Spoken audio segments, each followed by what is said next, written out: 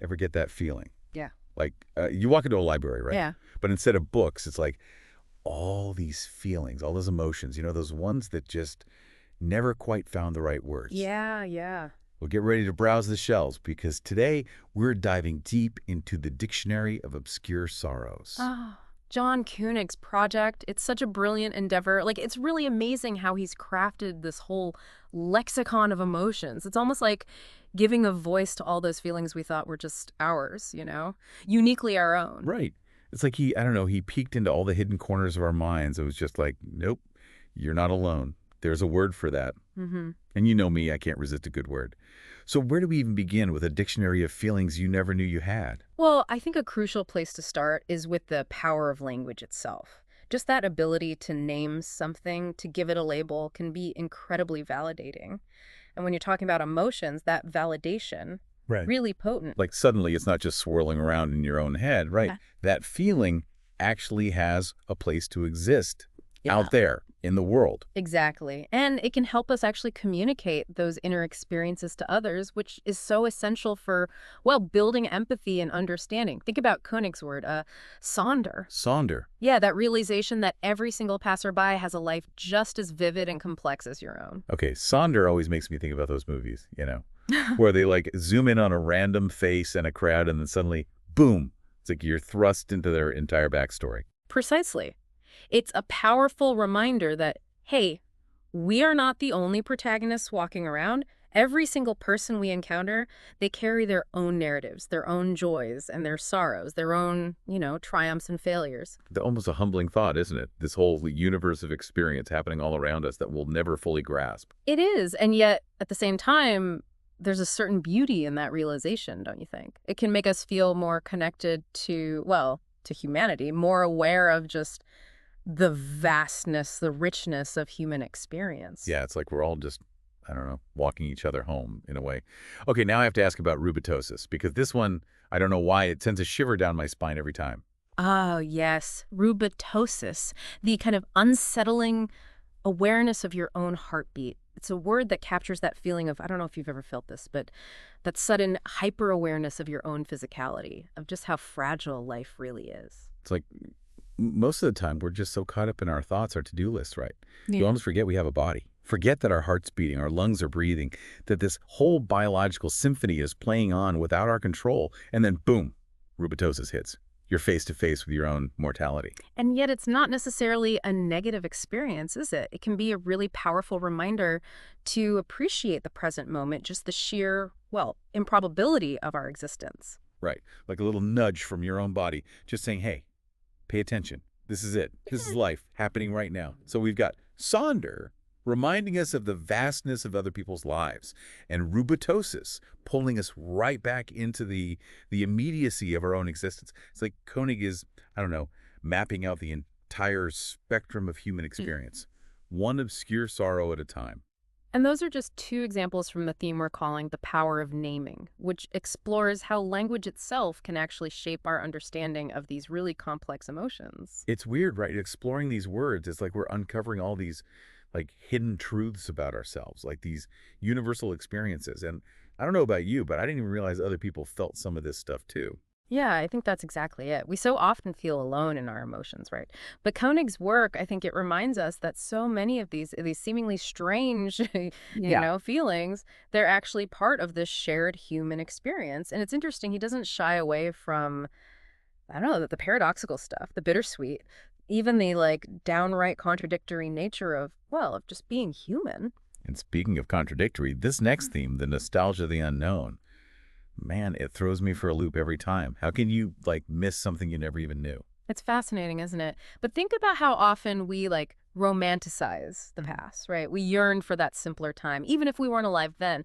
And I think the nostalgia of the unknown, it taps into that same yearning, but instead of looking backward, it's directed at what could have been, what might still be out there, Like a longing for, like a different version of our life, a path not taken. Exactly. That reminds me of lachicism, actually. God, it feels a little taboo to admit it, but that deep down desire for some kind of disaster, just to shake things up, I kind of get it. Yeah. Yeah. It's like we crave a good story, right? In our own lives, they can feel I don't know, a little mundane sometimes in comparison, and there's this certain allure to the unknown even when it's, well, even when it's wrapped up in chaos. Yeah. And maybe that's what Lachecism is, really, like a yearning for a plot twist, Yeah. just a break from the monotony. It's Right. like that part of us that's always whispering, like, what if everything changed? Yeah. You know? It speaks to that human need for novelty, I think, for challenges that force us to grow, adapt. But there's another side to this whole thing too, because then you have a word like lacuna, that's sadness, that there's no like frontier left to explore. It's like we've already like mapped out the entire world, Hmm. literally and figuratively.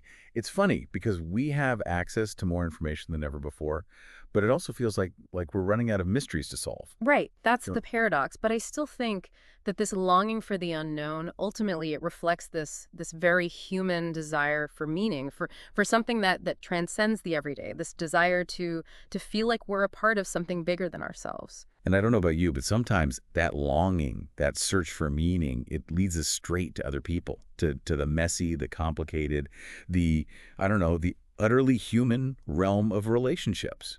Which conveniently brings us to our next section, the weight of connection. Right, because even though connection is, often portrayed as this universally positive thing, the truth is relationships, they come with their own unique set of anxieties, frustrations, and yes, even sorrows. Oh, absolutely. I mean, haven't you ever met someone new, like hit it off, had this great conversation, Mhm. walked away feeling like you still know absolutely nothing about them? It's the weirdest thing.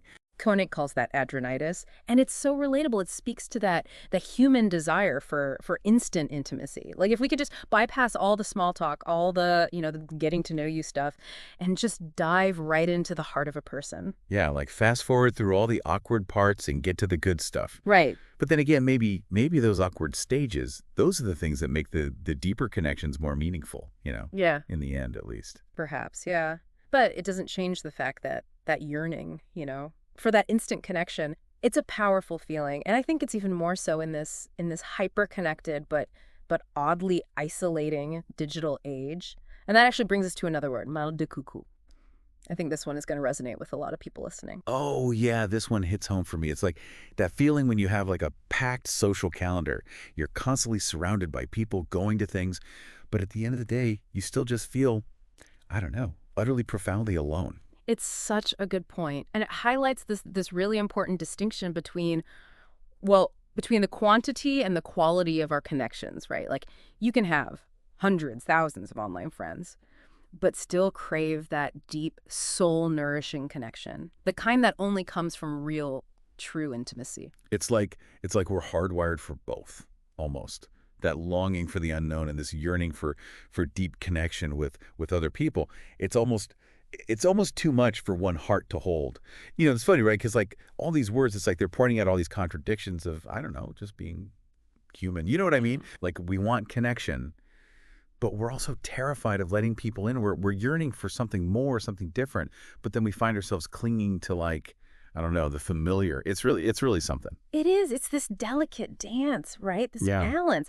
And I think it speaks to just how complex, how nuanced all of this is. And I think that's what Koenig captures so well in the dictionary. For this last section, we're calling it the beauty of imperfection, because let's face it, life rarely picture perfect, Yeah. right?